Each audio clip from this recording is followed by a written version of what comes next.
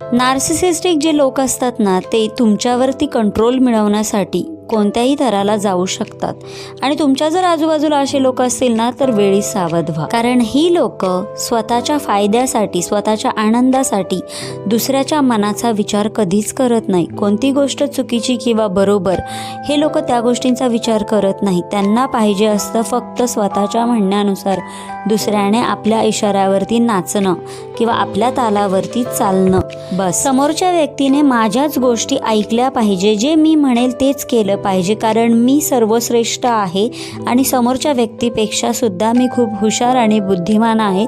त्यामुळे काहीही करून समोरच्या व्यक्तीने माझ्या परीनंच चाललं पाहिजे आणि मी जे म्हणेल ना तेच केलं पाहिजे. आणि ह्या लोकांना सतत स्वतःची स्तुती केलेली, म्हणजे दुसऱ्यांनी ह्यांची स्तुती केलेली ह्यांना आवडते. आणि ह्यांच्यापेक्षा जर जास्त ताकदवर व्यक्ती जर ह्यांच्या समोर असेल ना, तर हे त्यांना अजिबात सहन होत नाही. सतत इमोशनल ब्लॅकमेल करून सगळ्या गोष्टी स्वतःच्या मनाप्रमाणे करून घेतात.